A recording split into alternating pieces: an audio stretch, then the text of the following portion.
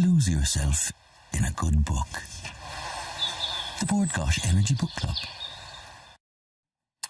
Now, with obesity on the rise for both children and adults, Professor Mike Gibney, an expert on nutrition and food science, asks the question, why is it that only people or animals in the care of humans develop obesity? He explores this in his new book, Ever Seen a Fat Fox? Human Obesity Explored, and he joins me now. Good morning, sir. You're very welcome. Good radio is always, when you're listening to it, you stop, you pull over to make sure you don't miss anything. And there was a fascinating interview with yourself and Sean O'Rourke yesterday, and it was one of those ones where I went, this makes so much sense. He's a guy we must have on the programme, and I'm delighted that you're here. Delighted to be here. Have you ever seen a fat fox? It's a catchy title, but there's method in your madness, so why pick that? There is, yeah. You see, animals eat enough food to just get by, just to make the next generation. Humans have created something animals don't have. We have a culture. We talk, we learn. No animal teaches another animal. No animal shares its food with strangers. We do all of these things. And so we've built this truly wonderful world around us. And part of that world has brought problems with it, like global warming. And obesity is one of those problems. And it's not a problem the animal kingdom has.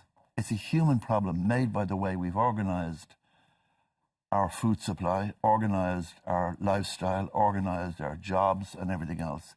And it's a consequence of that. If we all lived, for example, in the Maasai plains of Kenya, we'd all be slim. We don't. We live in the New York or the London. Well, they're physically fit. They have to do long. They're hunter-gatherers almost. They do long treks with their cattle. They pick berries. So they do huge amount of about 20 to 30 miles a day walking. So I mean, you're hard to put on weight than that. Right. Let's debunk a few obesity myths. There is no such thing as a bad calorie, and a calorie gotten from a green plant is exactly the same calorie as you get from a sugary bar. Yeah, and it's so popular now for gurus from particularly the United States to tell us that the calories from sugar, for example, are more fattening than the calories from carbohydrate, from protein, say. Now, the US government, the federal government, has spent millions of US dollars investing in studies to see how true or otherwise this is. And the answer is exactly as you said. A calorie is a calorie is a calorie. I always sort of paraphrase Clinton. It's the calories that count, stupid. Well, what actually is a calorie? It's a unit of energy, isn't it? It's a unit of energy, and it doesn't matter whether that unit of energy comes from a glass of wine, a Mars bar, a pizza, an apple, or whatever else. It's still a calorie. And it is an amount of energy that will go into your body, and you burn it off or you store it up. Your choice. So it's calories in versus calories used. Yes. If you put them in and you don't use them, you're going to pack it on. If you put them in and you use them, then you stay reasonably healthy. Exactly, yeah. And the problem is that the way we've constructed society, it's so easy to have too many calories in, and it's so easy to have too few calories out. So we've got a society where food is abundant everywhere, it's attractive, it's cheap, and it's so easy and so accessible. And at the same time, we've built cities, we've built traffic, we've built workplaces that make exercise so difficult. Now, there's a few things in that interview that really staggered me yesterday. And you gave a list of the top 5 killer diseases, the things that kill most of us on the planet, according to the World Health Organization. Obesity ranked 5th. 5th or 4th, I think. And what's the one above it? 4th. Physical inactivity. So we've had these doom and gloom, the sky's going to fall on our head stories about obesity and type 2 diabetes, and it's the next great big social and medical time bomb. But in actual fact, ahead of that and doing more damage is lack of exercise. Absolutely. I mean, if we were fit, some of the problems of obesity would be diminished greatly. And particularly people like my age. I mean, at all ages, but certainly my age, it doesn't matter if I'm a little bit overweight, but you've got to be physically active. And that doesn't mean you need to be a runner. You just need to be doing, say, half an hour's walk a day, and you can accumulate it 15 minutes here, 15 minutes there, 10 minutes there. You gave a great example yesterday. What was it you said? You said it's actually better to be fit and fat or overweight than be thin and sedentary. Absolutely. And the data is compelling on that. This isn't a theory now. This is like there's hard scientific facts. Particularly in the United States, there's been a lot of investment. A guy called Stephen Blair is the leading professor in this area. And all of his data shows that, and in fact UK data as well, that if you're fat but you're fit, you're far better than being lean and sedentary. Now, you'd be better off being a little bit less heavy and fit. But nonetheless, the fitness is really, really important. Okay, some other myths that I'd like to debunk. Sugar is the new heroin. Absolutely. Is it or not? No, I find it fascinating. Do you think sugar's getting bad press at the moment? It's being blamed unfairly, or? Oh, for God's sake, I call it a jihad. It's a moral war.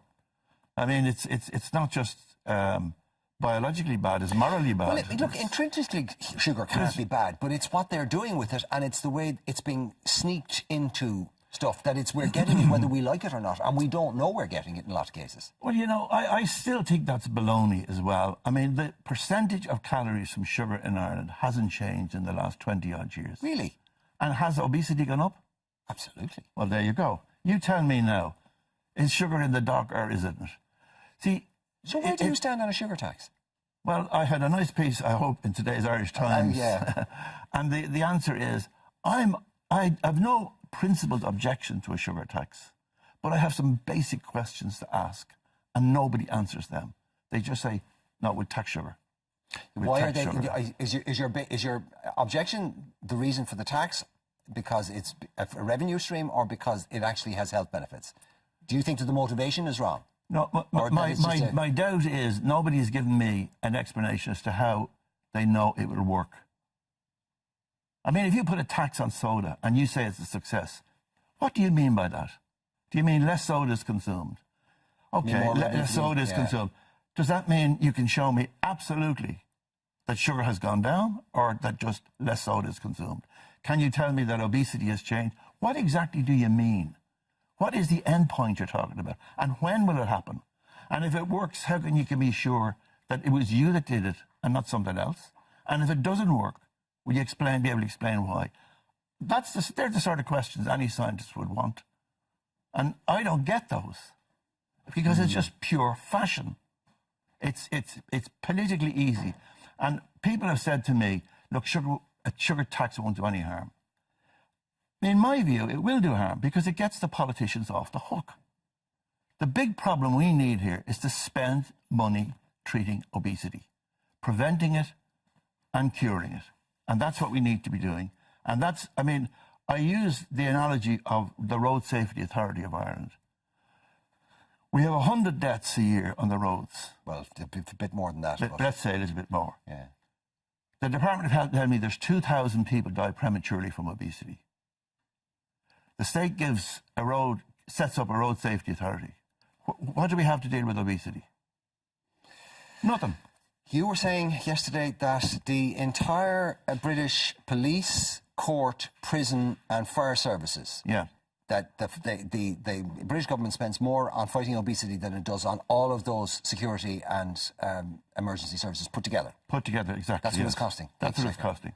And you bring that back to Ireland and you're going to get a similar figure of about $1 billion a year. Well, you also did say to me, I asked you this, I said, is it as simple as eat less and move around more? It is, yeah. It's that simple. Yeah. Fascinating book, and it is something that, you know, we've just, look, we have it coming out our ears and up our kazoo as to, you know, the obesity epidemic and all the rest of it. Here's a man who might actually explain and debunk a lot of the myths and show you a clear path to maybe how you could sort your problem if it's one for you. Ever seen a fat fox? Human Obesity Explored.